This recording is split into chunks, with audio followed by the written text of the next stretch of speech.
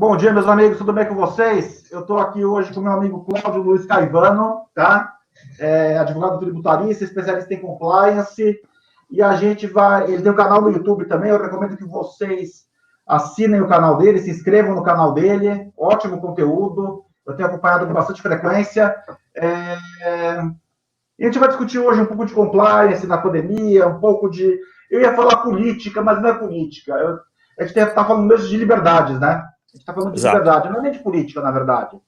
Não é questão de política, se eu gosto do Bolsonaro, se eu gosto do Lula, se eu gosto... A questão agora, assim, é liberdades que estão sendo violadas, tá?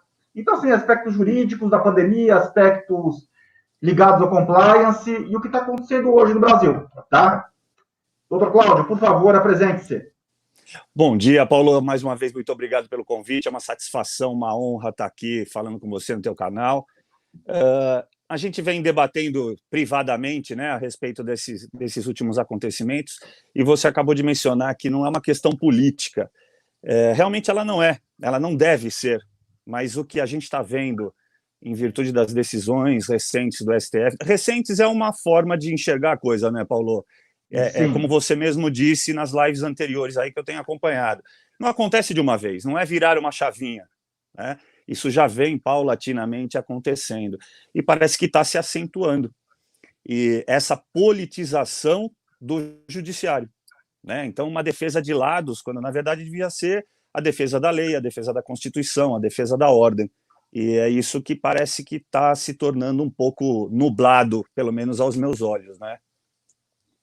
Eu vou... já que você começou com essa pauta, eu vou te falar assim, nesse cenário todo, o que mais me assusta hoje não é nem o STF, sabia? Sabe o que me assusta? A omissão da comunidade jurídica. A omissão da comunidade jurídica. Principalmente a omissão daqueles que se dizem garantistas. Perfeito. Alguém está ouvindo... gosto... Alguém está ouvindo o Lenny gosto... Streck gritar por aí? Não. Ninguém está ouvindo o Lenny Streck gritar, né? Não, eu gosto muito daquela frase do Martin Luther King, que você deve ouvir, ela expressa exatamente o que você falou. O que me assusta não é o grito dos maus, é o silêncio dos bons. Eu vi que você já falou isso em alguns vídeos, eu também mencionei isso. Cadê a nossa classe?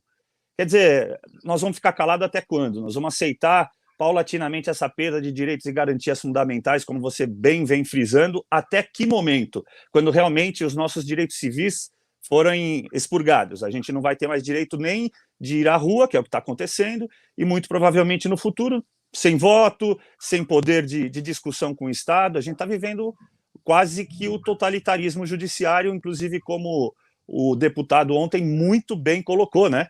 Se a gente continuar nessa toada, Paulo, estou contigo, nós vamos acabar perdendo todos os nossos direitos. Então, eu gosto de fazer uma comparação, até porque agora existe uma grande comoção, porque o ministro Weintraub comparou o dia de ontem a Kristallnacht, né, que é a Noite dos Cristais, lá na Alemanha, tal, etc. Daí a comunidade judaica, isso. Ele fez uma analogia.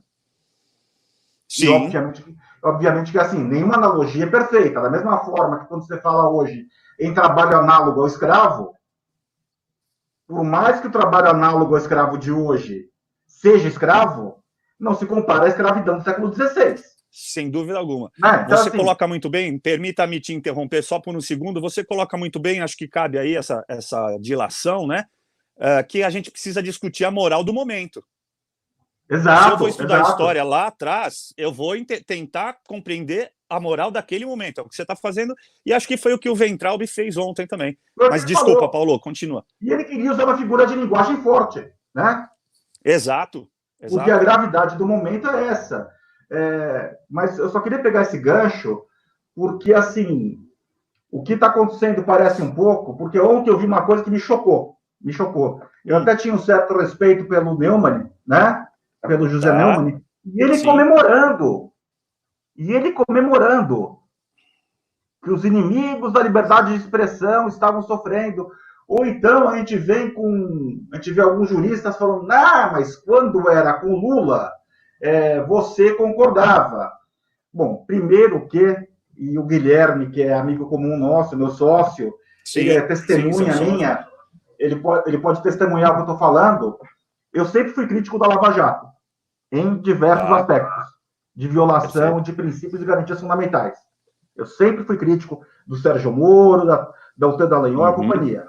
Sempre fui crítico. Mas, a gente não está falando aqui, de uma inversão da ordem de depoimento de testemunha, primeiro a da defesa, depois a da acusação, que já é grave. Mas não é disso que a gente está falando.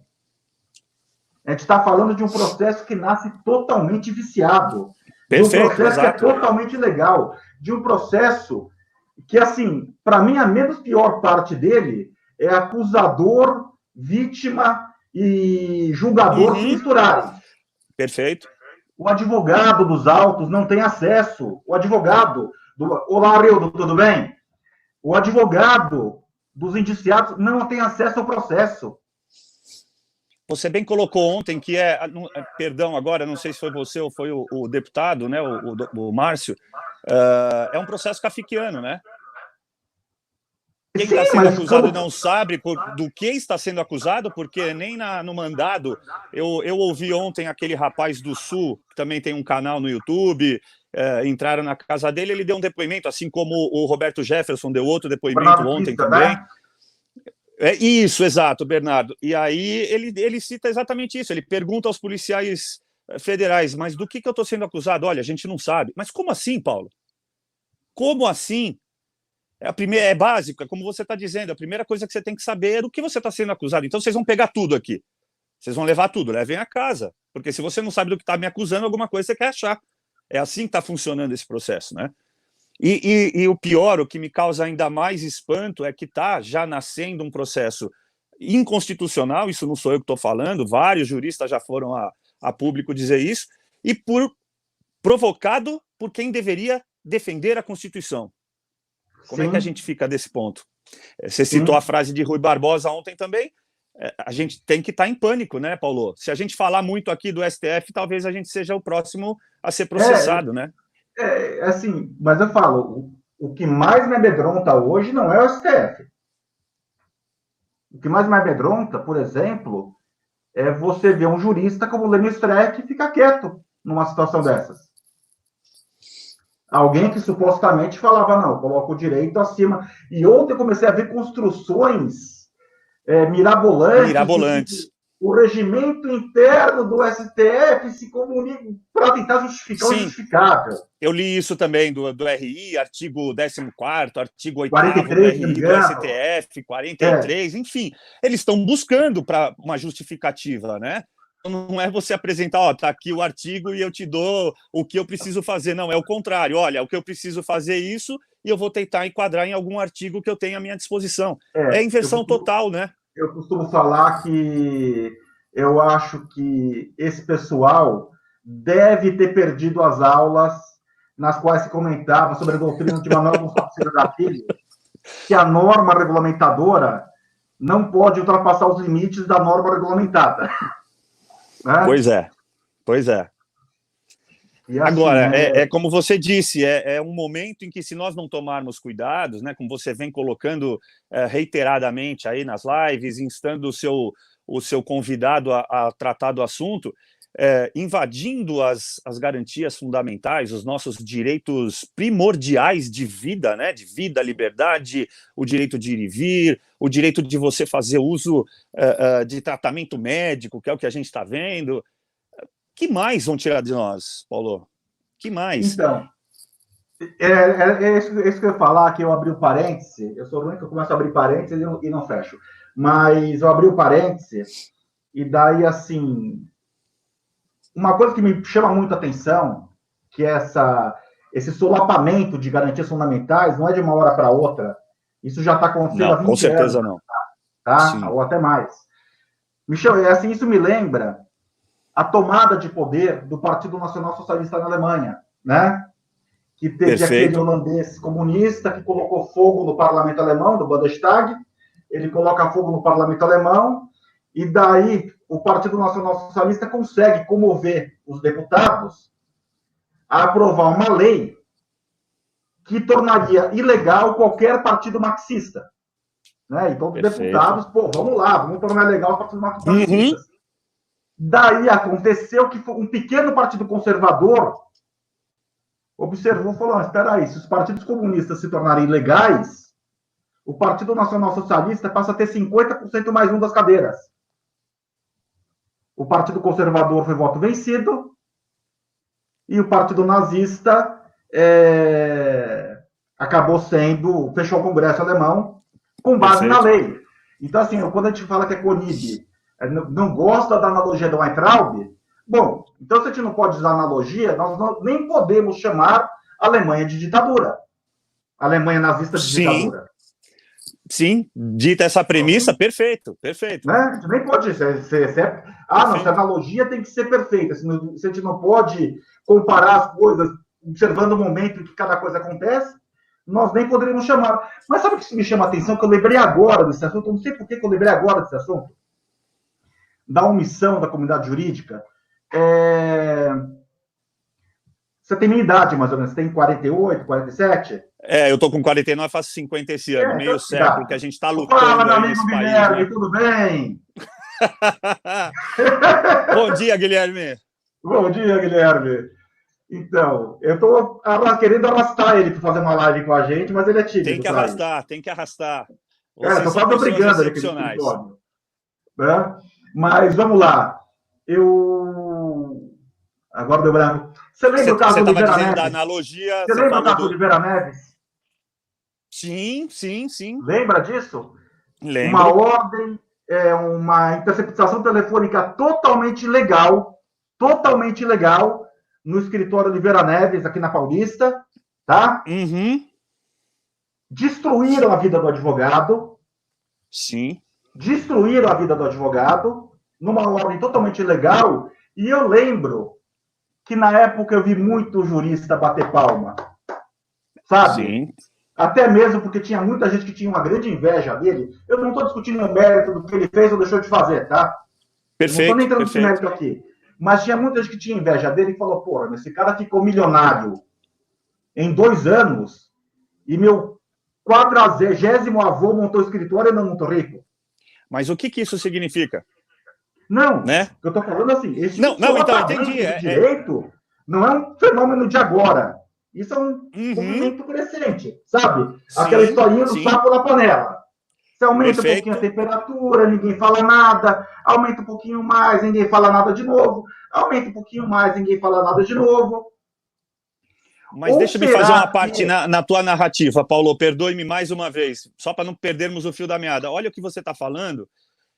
Você viu juristas indo lá e supondo que o sucesso do advogado teria sido espúrio, ou seja, envolvido em corrupção, em trapaça e etc. Porque não é possível que ele tivesse atingido tamanho capital em 2 anos. Então, é um fenômeno, é isso que por isso que eu quis te interromper pelo segundo. É um fenômeno brasileiro isso. Recentemente eu não conhecia a pirâmide de Graham. Então, na base dela, que seria o mais simples a se fazer, você não ataca a ideia do seu interlocutor, você ataca a sua reputação. Sim. Então você vê que já faziam... É o que fizeram com esse advogado e é o que agora... Claro que eu não vou nem colocar em julgamento o pronunciamento e a pessoa do Roberto Jefferson, mas o que ele disse na televisão não tem nada de errado, de equivocado. Ele faz um comentário a respeito da forma como são escolhidos os ministros do STF e que precisaria ter uma mudança, uma adaptação. E eu ia te citar esse exemplo hoje, aproveitando rapidamente para você voltar ao raciocínio. O Celso de Mello está lá desde 1989, Paulo. Sim. Então, o direito não mudou nesse período? A sociedade não mudou nesse período? Mas ele está preso lá em 1989. Quase 30 ele ainda anos. Então, ele é um viúvo da ditadura.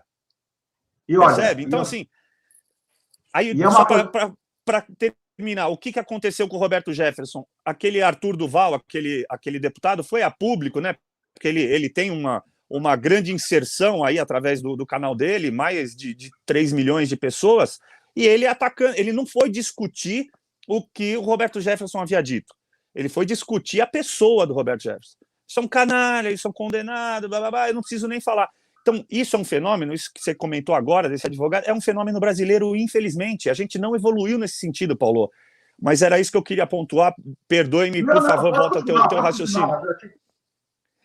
Não, é nesse sentido, né? Então, a gente continua tendo a mesma forma de procedimento, a mídia faz isso, que é uma das pautas que a gente ia falar aqui, e eu acho interessante que todo mundo se coloque contra ter uma regulação, ou ainda que fosse uma autorregulação na mídia, ao estilo compliance, que eu venho frisando nos meus vídeos.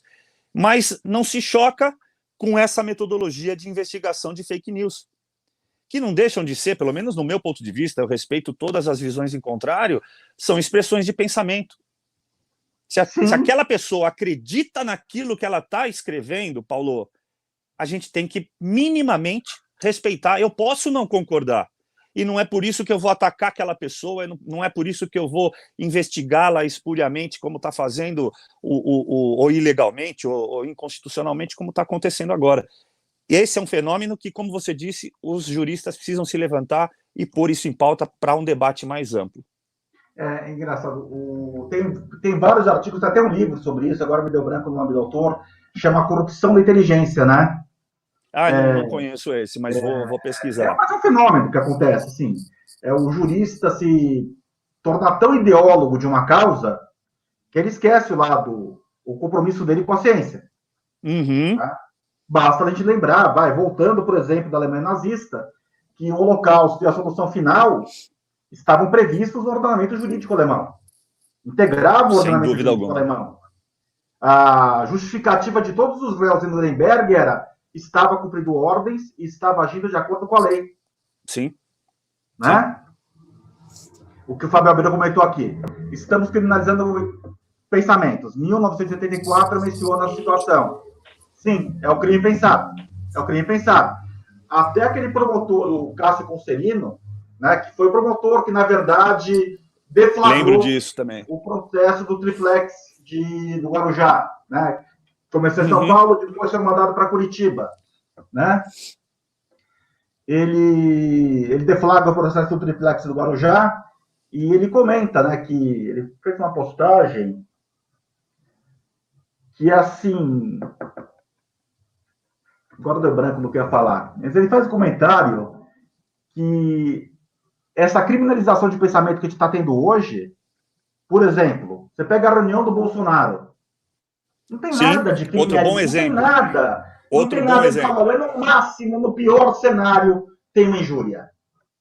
No pior cenário tem uma injúria, no pior cenário tem uma difamação. É isso. Assim, isso, palavras de baixo calão, palavras chulas, mas nada além disso. Nada além disso. O Guilherme acabou de falar. A indicação de ministro é partidária. Nunca dará certo. É assim... A gente copiou o modelo da Suprema Corte americana, né?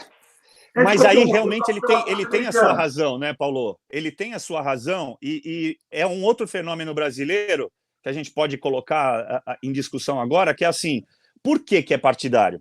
Você acabou de dizer no início para a gente não discutir política, ou não argumentar política, que não é o cerne do nosso encontro.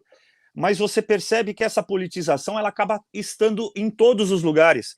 Porque olha, é só colocar assim, fazer uma analogia de novo com o que o Bolsonaro está sofrendo.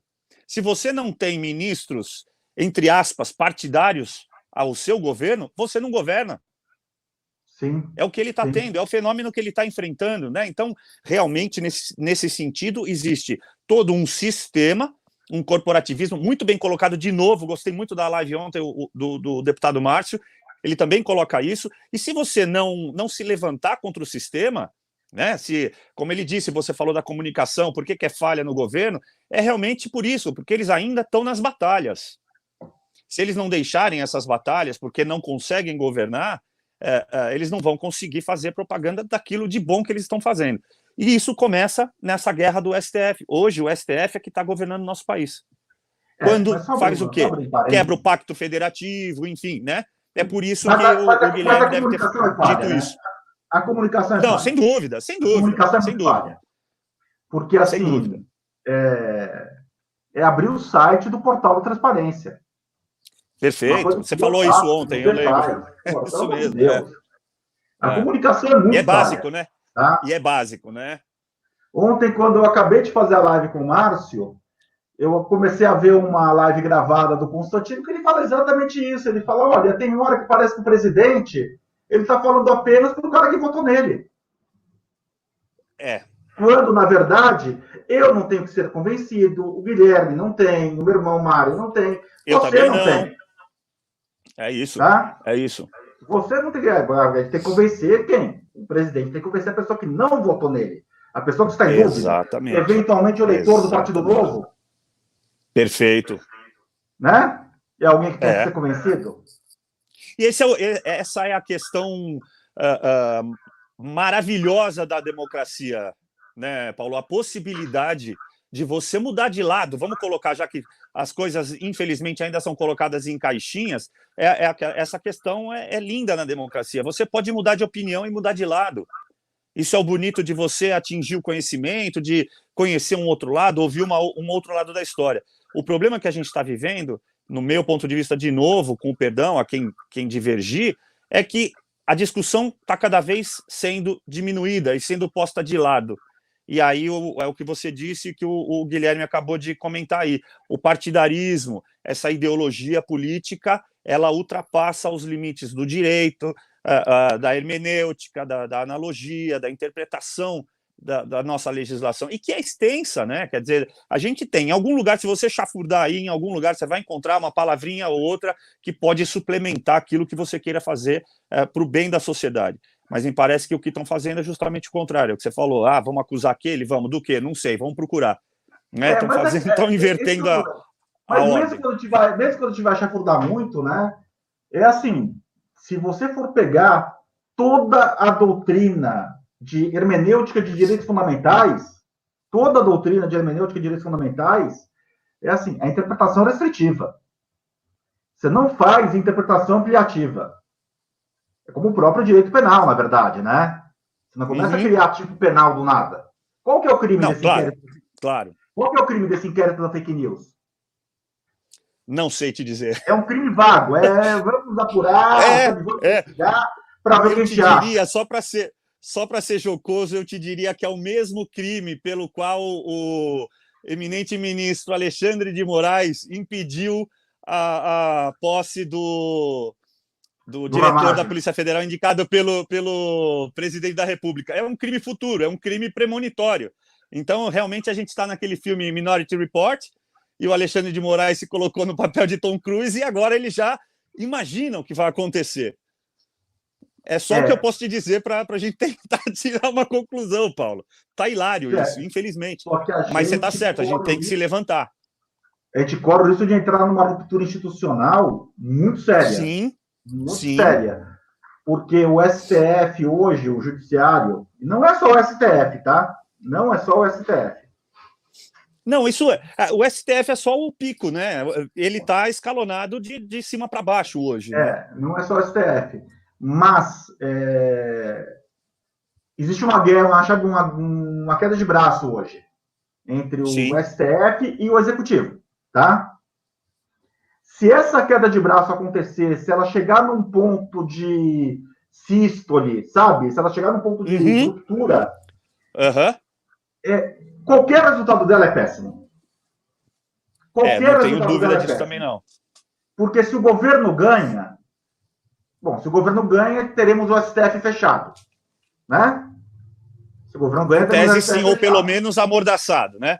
Ou amordaçado. E daí, nunca é bom para uma democracia um governo saber que tem um judiciário amordaçado, ou fechado, ou apenas com juízes amigos. Sim. Por mais honesta que seja a pessoa, pode ser Madre Teresa de Calcutá, pode reencarnar para tomar o poder, não é legal que isso aconteça, tá? Perfeito. Não é legal que isso aconteça. Sistema de freios e contrapesos. Por outro lado, se o judiciário ganha, tudo que a gente está vivendo hoje vai aumentar em grau em escala. Não tenho dúvida. Esse é o meu maior temor hoje. esse braço de ferro que está se travando é perigosíssimo. Com um agravante, que eu estava conversando aqui ontem com o Scavone. É assim, o Brasil é o país, nesse momento, que tem tudo para sair dessa situação. Sim. Muito Com melhor do que menos entrou. dano do que os outros. Eu não vou falar melhor que entrou, mas com uma quantidade menor de danos. Uhum. Porque, assim, nós vivemos sem trocar de carro, nós vivemos sem comprar relógio, a gente pode segurar um pouco mais para comprar um terno, comer todo mundo come. Sim. Comer Sim. todo mundo come. E 2 bilhões de pessoas no mundo almoçam e jantam por causa do Brasil. Sim. A Índia está crescendo economicamente, a Índia vai ter que comer também.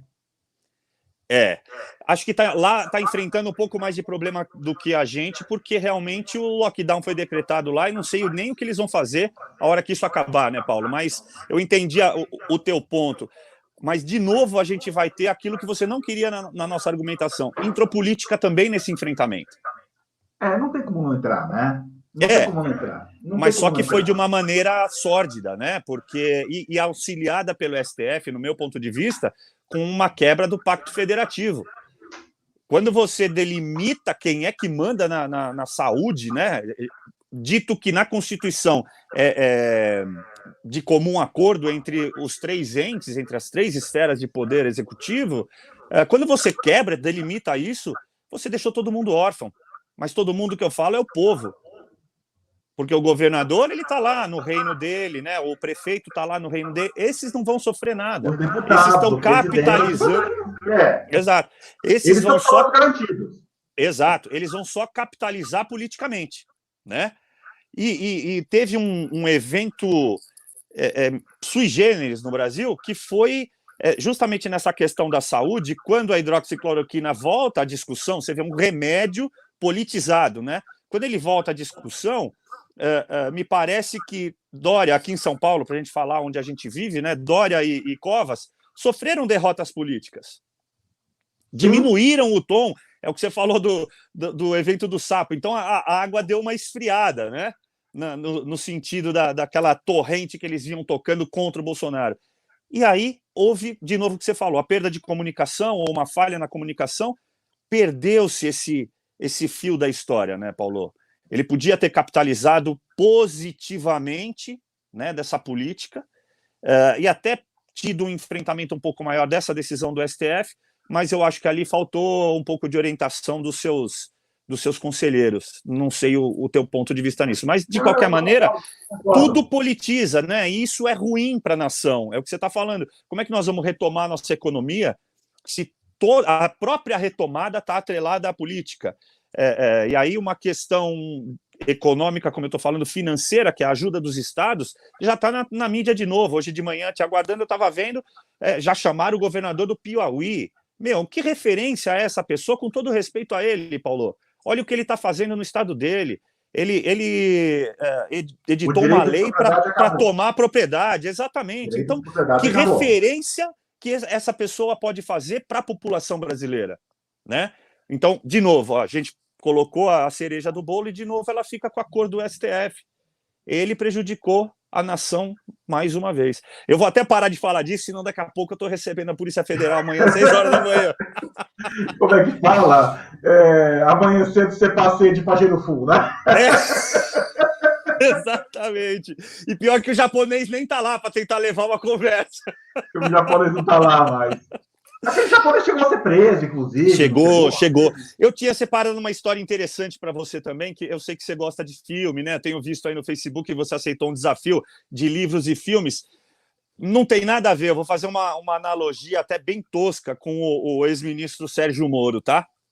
Mas você deve ter assistido o filme Intocáveis, né? Com Kevin Costner, com Andy Garcia. Para mim, aquilo foi um clássico, né? De 1985, que eu guardo na minha mente até hoje. E o Eliot Ness, ele efetivamente existiu nos Estados Unidos, né? E isso foi a representação do que ele fez no trabalho dele. E ele foi, depois que ele foi obrigado a sair, até por questões políticas, saiu da... Vamos fazer uma relação aí para todo mundo entender, como se fosse a Polícia Federal Brasileira, ele sai dessa diretoria, entra numa fase depressiva ali de um ano e pouco, 2 anos, eu li isso recentemente, e depois ele foi preso por corrupção, Paulo. Sim. Corrupção. O cara que era o paladino da moral, né, nos Estados Unidos, enfrentando aquilo tudo, virou um contra-lei, um out of law. E eu não sei, é claro que eu não posso falar isso em relação ao Sérgio Moro, mas a gente não sabe o que se passa na cabeça dele, qual foi a estratégia dele, enfim, quais são as finalidades que ele se pretende, mas me parece que aconteceu, por isso que eu falei analogamente, com muita distância e quase tosca, ele se colocou na contramão da história, ele vinha numa, como você mesmo disse, muita gente chamando-o de herói, tendo uma visão a respeito de ser o paladino do combate à corrupção no Brasil, e agora ele virou alguma outra coisa que eu não sei o que é. Então, é como você disse ontem, a história está sendo escrita aos nossos olhos. A gente está vendo a história acontecer. A gente está vendo a história acontecer. Sobre o Sérgio Moro, tá? Eu não estou acusando ele de ter feito isso, tá? Mas o que eu estava falando ontem com o Márcio, eu espero até que você me ajude a redigir esse ofício, um modelo de ofício. Com certeza, vamos lá. Assim, cabe uma investigação da CVM. Cabe sim. O que está acontecendo? Porque, assim, esse tipo de história, o ministro da Justiça fazer uma coletiva, contar um monte de coisa, falar que é corrupção no governo, que a corrupção não é só roubo de dinheiro, corrupção também é você tentar intervir numa investigação para afastar um policial que está investigando um parente seu. Você falar que há corrupção no governo, etc. E para depois não se provar nada. Mas espera aí, no dia 24 até o dia 27 de abril, o dólar chegou a quase 5,90. Sim. Chegou até quase 5,90. Isso lembra a JBS, né? Lembra a JBS, né? Que o Joesley Batista tinha falado, não, que o Temer me mandou comprar o silêncio do Eduardo Cunha. Quando tiver a gravação... Não é nada daquilo. Né? É isso. Ainda que a conversa tenha sido não republicana, do Temer com o Joesley, né? Quer dizer, o cara entra pelos fundos do Palácio do Planalto, uma conversa meio estranha, sim, mas não tem ali uma ordem. Compre o silêncio do Eduardo Cunha. Não tem. De fato, não tem. Especulação financeira. Nós tínhamos uma reforma da Previdência que seria aprovada na gestão Temer, que foi desidratada por conta disso, por conta daquele boato, e no final que não se provou. Quer dizer, não caberia uma investigação da CVM? No caso do Joesley, houve, né? No caso do Joesley, houve, o irmão foi preso, você se lembra disso? Sim. Mas estou falando agora no caso do Moro. Com certeza, você está coberto de razão. Está coberto de razão, até que não tenha sido ele. Como você está falando, você não está fazendo uma acusação direcionada a uma pessoa. Mas podem existir pessoas por trás que orquestraram toda essa movimentação. E isso não seria nenhuma surpresa no Brasil, né, Paulo? Infelizmente. Não. Infelizmente, né? Podem existir pessoas por trás que orquestraram essa movimentação sem que o Moro sequer soubesse. Exato. Nesse sentido que eu estou dizendo. Sim. Ele pode ter sido manipulado, convencido a fazer isso. Né? Exatamente. Sem que ele sequer soubesse o que ele estava fazendo. Pois é. Tá? Não é improvável também. Isso. Não estou falando que necessariamente pode ter acontecido dele ter participado do plano. Não.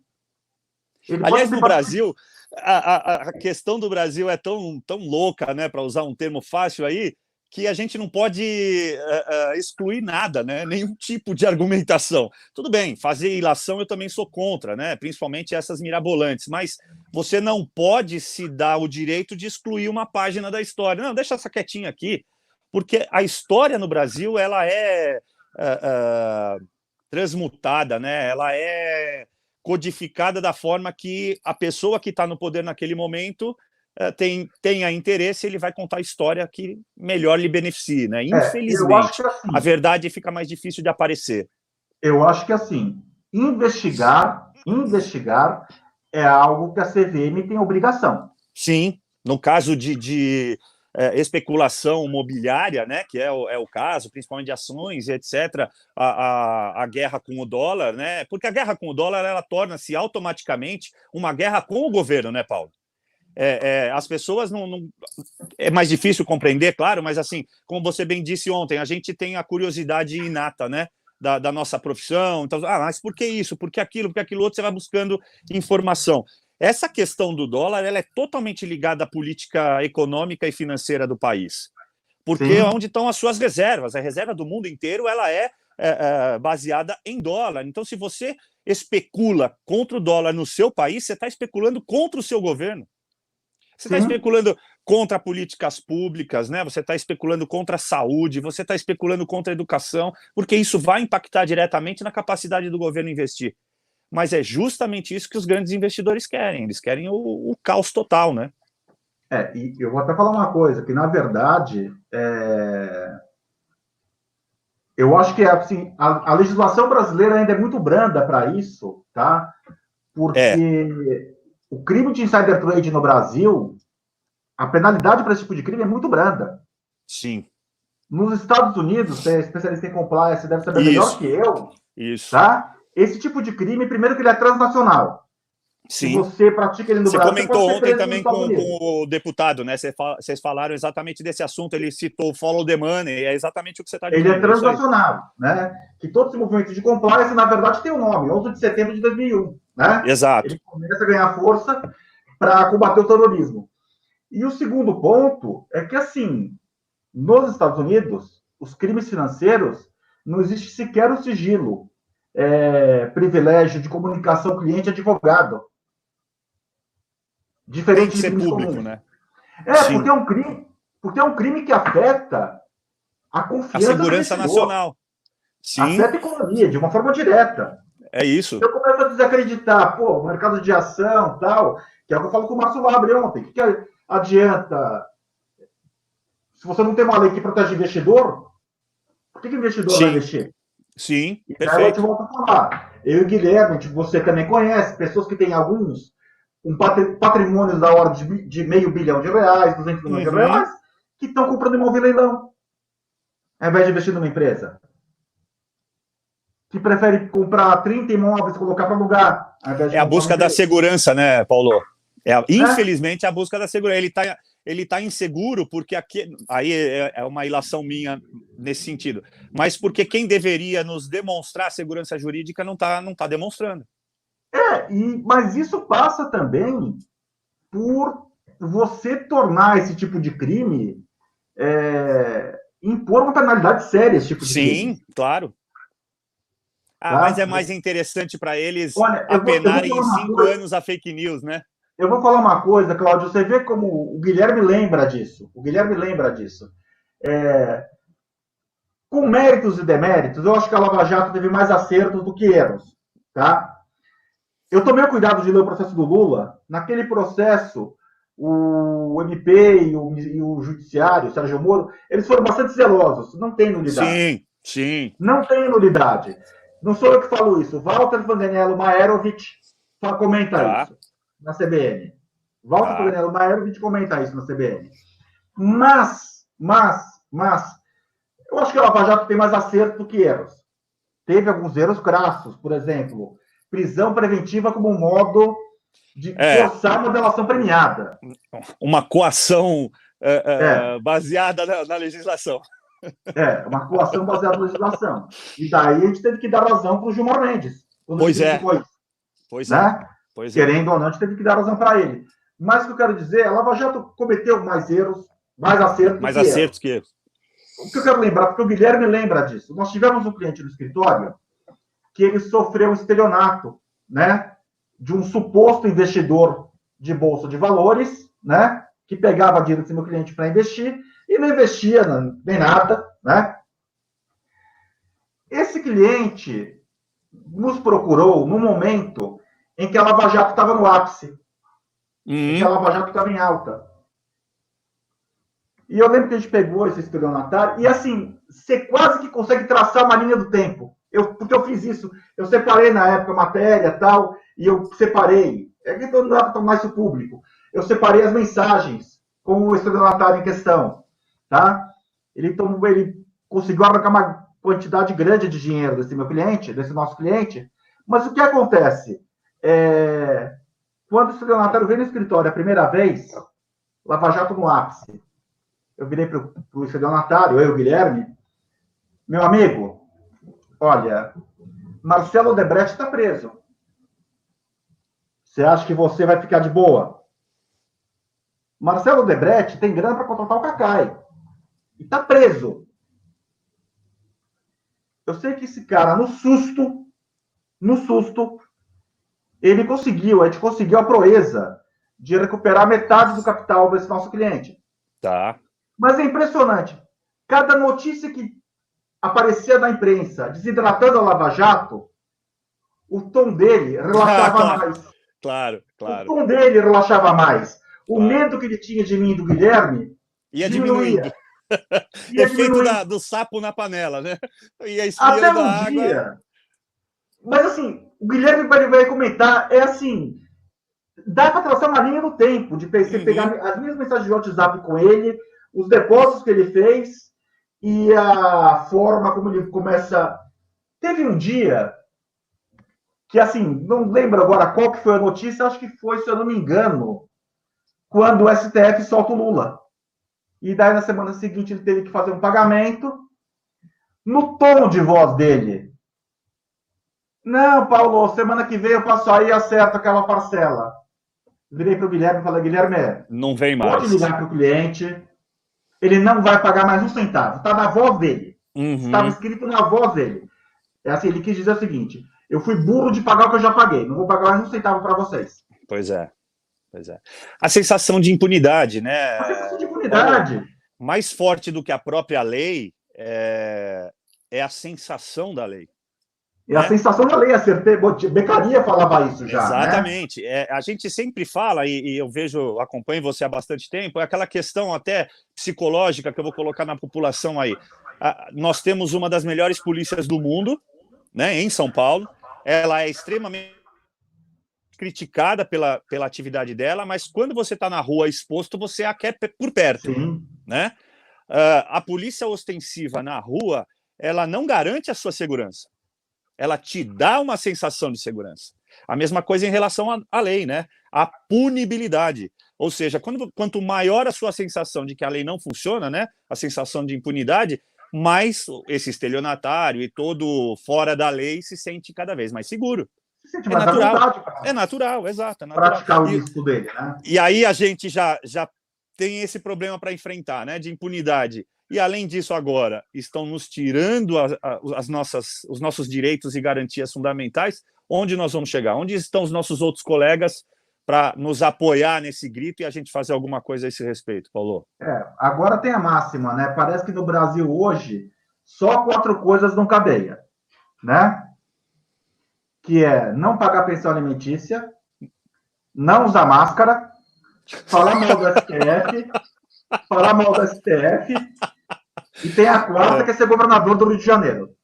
Sim, não, essa é uma condição sine qua non, né? Se você não foi preso, você não foi governador do Rio de Janeiro. Mas você vê, deve estar falando agora como o poder corrompe, né? Não tenho dúvida. Era magistrado federal. Sim. Era magistrado federal. Né? Que assim... A ganância não tem limite, né, Paulo? Eu costumo falar o seguinte, né? Porque eu costumo falar muito sobre dano moral, já fui até convidado para dar aula na PAMAGE sobre o tema. Os juízes ouvem o que eu falo, mas na hora de dar sentença, eles dão sentença de R$1.000, né? Então não adianta muito. Infelizmente. Mas, é assim, Hans Kelsen dizia isso, não sou eu que falo isso. Hans Kelsen dizia isso. Direito é sanção. Sim. Direito sem sanção não é direito. Direito sem sanção é filosofia moral, é sociologia jurídica. Exato. Coisa. É isso. O conceito de direito é sanção. Meu amigo, você fez besteira, você vai pagar pela besteira que você fez. Exatamente.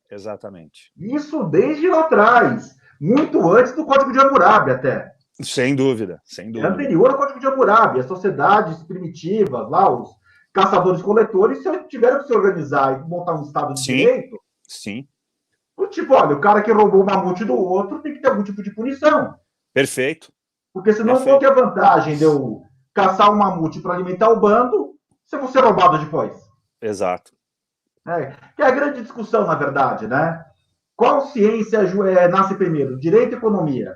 As duas são umbilicalmente ligadas. Pois é, sem uma talvez não exista a outra, não tenha função nenhuma social, né? E essa é de novo a questão, né, Paulo? Se a gente não salvá-lo agora...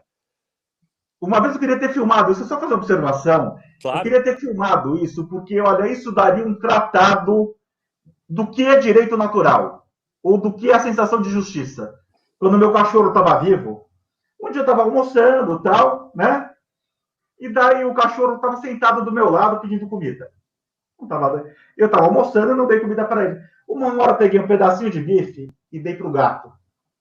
Ah, acabou Na hora que a eu dei para o amizade. gato e o cachorro não recebeu, ele fez um escândalo. Eu pensei, não, isso daqui é o direito natural. É, Isso é um conceito inerente que não é só o ser humano, que os animais têm de direito. sim. Ele olhou e falou, peraí, meu, por que ele recebeu e eu Ele não? ganha e eu não. É, Exatamente, exatamente. É por aí. são conceitos naturais do que é direito, do que é justiça. É Quer isso. dizer, isso é anterior até à existência da humanidade. É. Né? E só para continuar nessa linha de raciocínio que você está seguindo, e a gente está seguindo desde o princípio, né? Eu ia chegar com essa questão de enfrentamento a um fantasma, né? A um espectro de ditadura, e você acaba vendo no próprio direito brasileiro a implantação de uma ditadura, né? E essa, como você bem disse aí em vídeos anteriores, não tem como lutar contra, né? Se você tem uma ditadura do judiciário, você vai recorrer a quem? Infelizmente só sobra uma resposta, mas eu não vou dar. O deputado deu ontem, né? Eu lembro bem, mas não vou E a repetir. resposta é pior. E a emenda é pior Exato, que o soneto. E a emenda é pior que o exato. soneto. É Esse é nesse o sentido. problema. Exato, é nesse sentido que eu estou indo. E aí você chega no que você comentou da lei, do projeto de lei 1179, Paulo, que dá mais poder aos síndicos, inclusive de restringir o acesso à propriedade privada. Né? À medida que o síndico vai poder, a hora que ela for sancionada ou não, eu tenho minhas dúvidas, você não vai poder receber qualquer pessoa. Quem vai decidir se você recebe ou não é o síndico. Isso tem implícito nessa ordem. Aí eu lembro de você ter comentado até que essa lei foi redigida pela Anastasia, né? É colega e Comunista, etc. exatamente. Mas veja só, eu vou lançar uma pulguinha aí. É o caudilismo implícito na vida do brasileiro. Sim, É o sim. coronelismo implícito na vida do brasileiro, Paulo. Isso a gente traz lá de trás. Dizem que o povo brasileiro é um povo pacífico. Não é.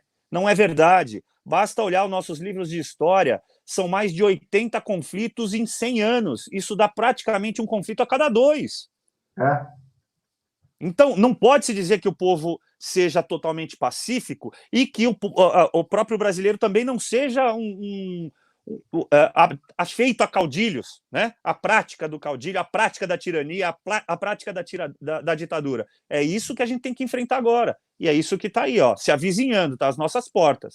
E ontem mesmo, né, eu estava até falando com o Scavone, e assim, eu tenho uma enorme admiração por ele. Eu assisti também. Tenho uma enorme admiração por ele, mas ele vira para mim e fala, mas Papinho, isso é inconstitucional. Meu amigo, isso está limitando a tua liberdade. Propriedade é pinto, depois que você tira a tua liberdade. Sim. Perfeito. Propriedade é café pequeno. Eu concordo com a tua visão, é isso mesmo. Propriedade é café pequeno. É isso mesmo. Né? O que o Guilherme falou, o coronelismo, é assim, realmente o brasileiro é afeto, o brasileiro gosta da porrada na mesa. Sim, adora. Como o brasileiro gosta da porrada na mesa, sabe? Aquele cara que, olha, eu falo... A porrada, eu falo a virada de mesa... Eu falo até publicamente isso, tá? Porque eu considero você, o Guilherme fala muito bem do seu trabalho, o Guilherme... Gosto muito do Guilherme. Advogados, mas assim, eu vou falar de um advogado criminalista que, se nós evoluirmos como advogados nas nossas áreas, talvez não cheguemos a 10% do que ele foi, do que ele é como criminalista. Victor Gabriel Rodrigues. Hoje ele é só jurista, só professor, não advoga mais. O Victor é um gênio como advogado, tá? Algumas vezes eu tive questões de clientes meus envolvidos em questões criminais e o cliente queria que eu contratasse um criminalista, mas queria que eu estivesse junto na audiência. Tá. O Victor é um advogado que tem a capacidade de ficar quieto uma audiência inteira. Sabe, você fica até apreensivo. Ele fica quieto uma audiência inteira, de repente ele faz uma pergunta para uma testemunha, e naquela pergunta você fala, PQP. Perfeito, né? O cara desmontou a tese inteira da acusação com uma pergunta, né? Mas o Vitor não é o advogado que fica gritando, não é o cara que dá porrada na mesa, nem nada.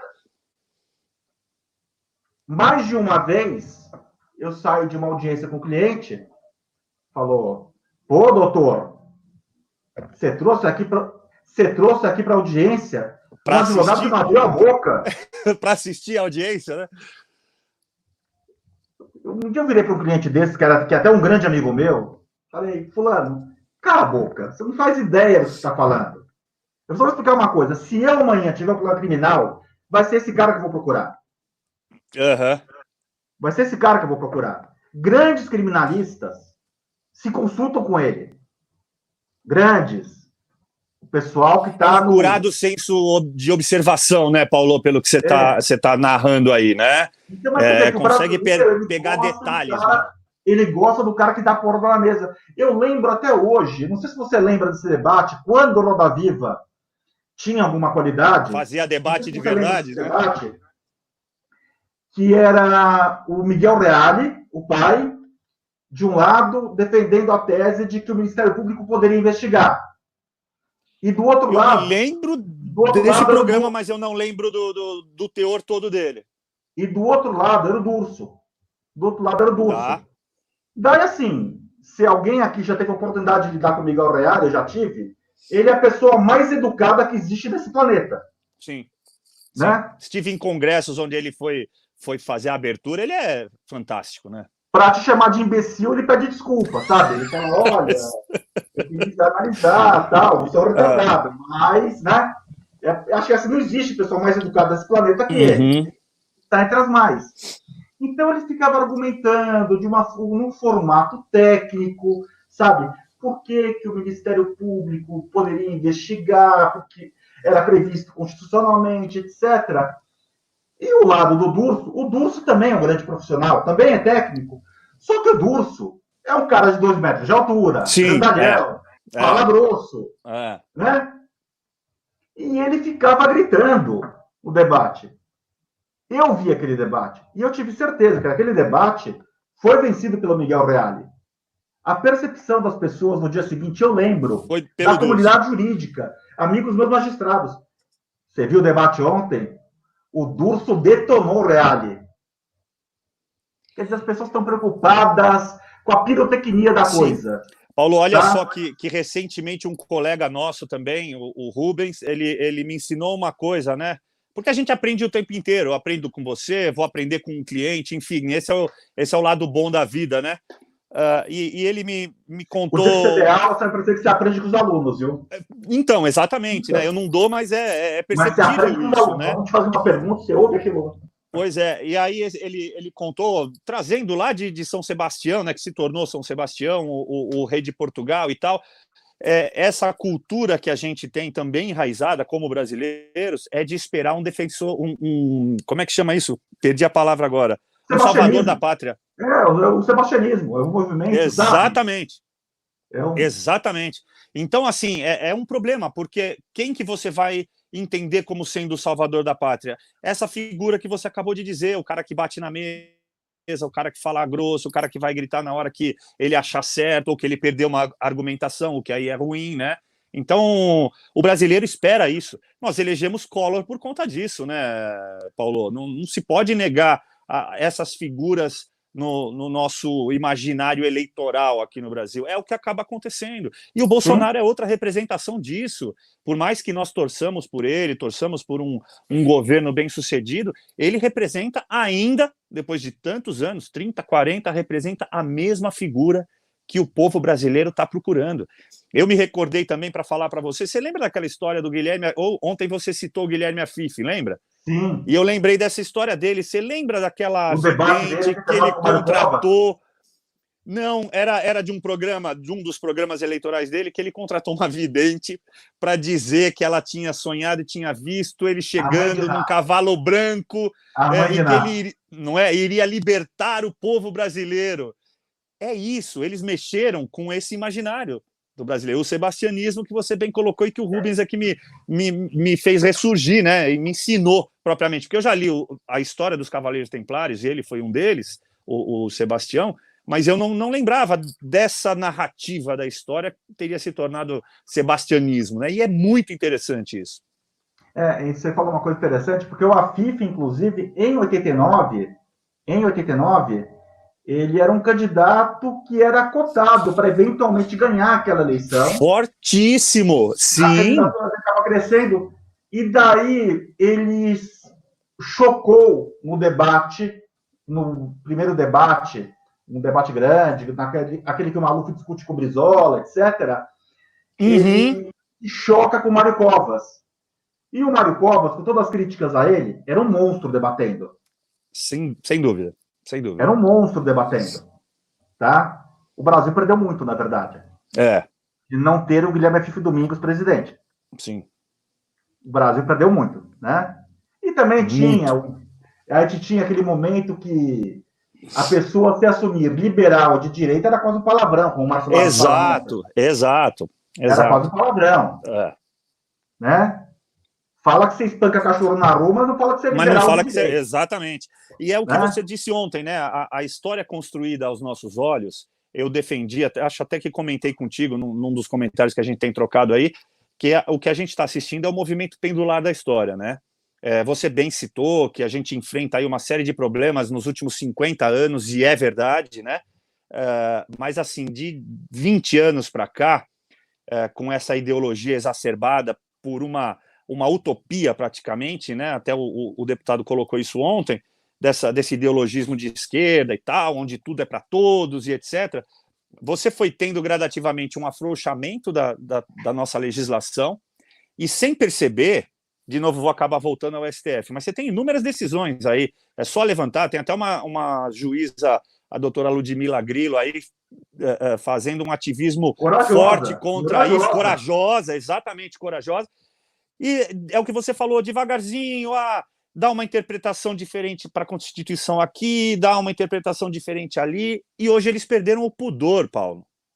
Perderam o pudor. Hoje as decisões monocráticas são no sentido inverso do que a gente viu 20 anos atrás, ou seja, agora sou eu que vou aparecer, essa decisão é minha. E aceite, ponto. E a gente tem que entender o fenômeno histórico, quando a gente fala a guerra cultural, que os próprios americanos não se preocuparam, o próprio presidente Ronald Reagan não se preocupou, sim, mas isso é mais anterior ainda, né? Porque, assim, a gente vai ter... Começa do seguinte pressuposto, tá? Você tem que aceitar o fato de que nós não gostamos da obra dele, achamos que o que ele escreveu é nefasto, etc. Mas você tem que procurar conhecer Karl Marx. Sim. Gostando ou não, Karl Marx foi o homem mais importante dos últimos 200 anos. Sim. Porque tudo que a gente está discutindo aqui agora aconteceu por causa de Karl Marx. Então não tem como você pegar e ignorar a existência dele. Não adianta você pegar e ignorar a existência dele. É assim, se você ignorar o Holocausto, ia citar isso agora. Holocausto. Sim. Nasce do Holocausto. Então você não pode ignorar a existência de Karl Marx. O que eu quero dizer com isso? Porque se plantou, tá? Nós somos criados, e não é de agora, é há mais de 100 anos, com cacoetes marxistas. Sem dúvida. Tipo, a esquerda erra, mas ela erra tentando acertar. A intenção é que vale. A intenção é que vale. E olha, eu vou te falar uma coisa. Eu vi um cacoete desse, quer dizer, li um livro dele, um cacoete desses, que eu peguei e falei, Roger Scruton cometeu esse cacoete. Se você ler Filosofia Verde, em dado momento do livro, ele fala que os movimentos progressistas têm uma preocupação maior com o meio ambiente do que os conservadores e liberais.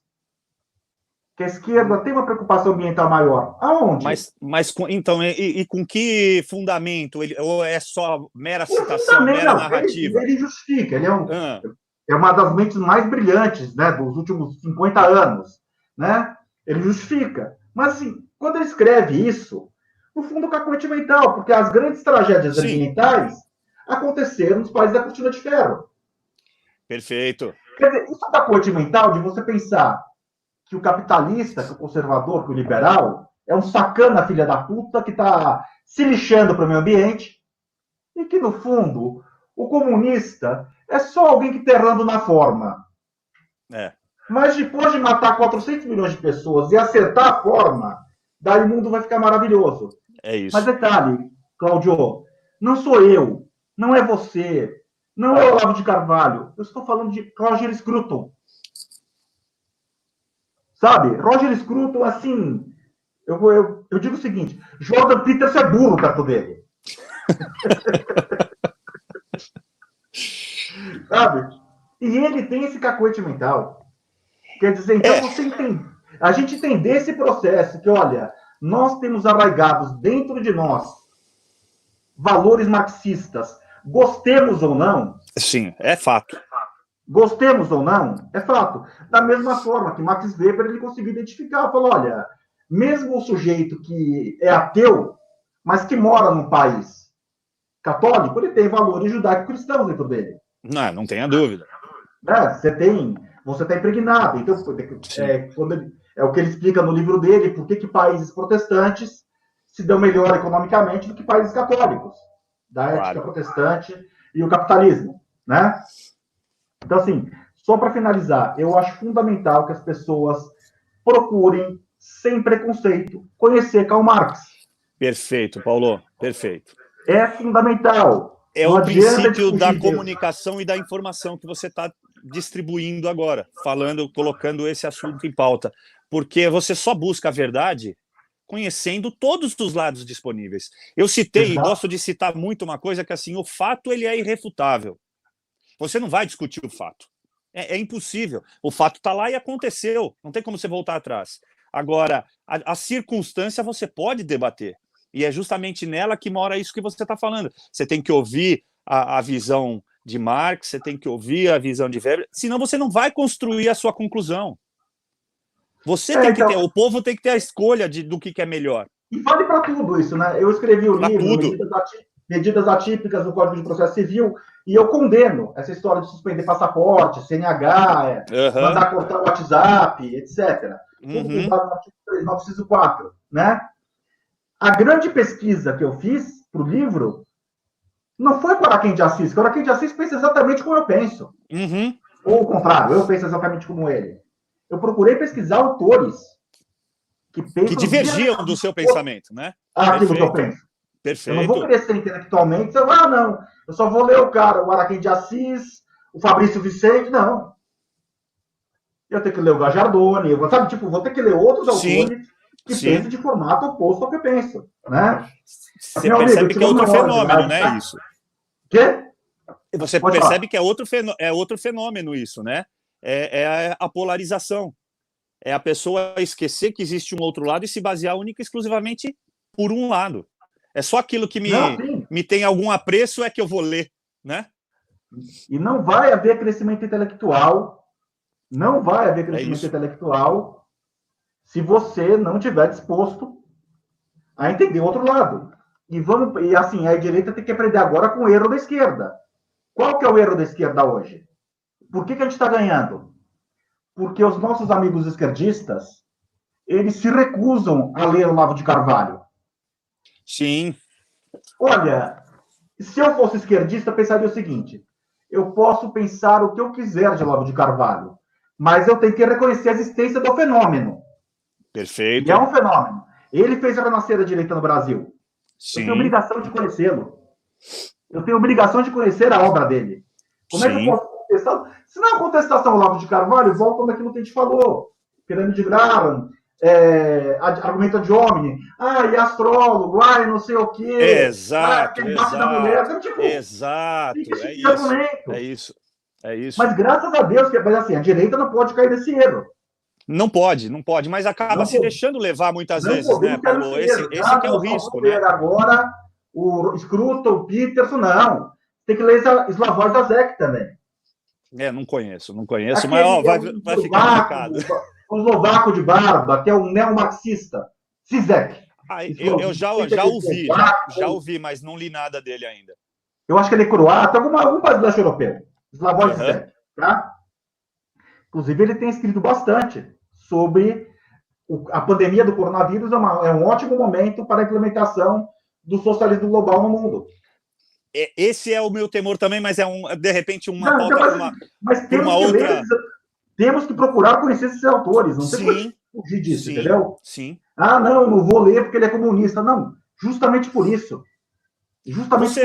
Você viu a notícia de que eu não sei exatamente qual é o cargo desse chinês, mas que mandou um ofício, uma nota aqui para os parlamentares brasileiros? O embaixador. Eu falei embaixador. Sobre isso. Não se manifestem. Opa, como assim? Como assim? E é o agravante, porque essa nota seria menos grave se fosse dirigida ao executivo. Sim. Porque o executivo fala pelo país. Exato, tem o dever até de se pronunciar, né? O parlamento fala pelo povo. Então, assim, a nota, não gostaríamos que vocês comemorassem a cerimônia da...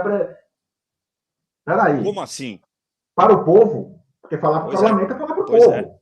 Pois é. Tá?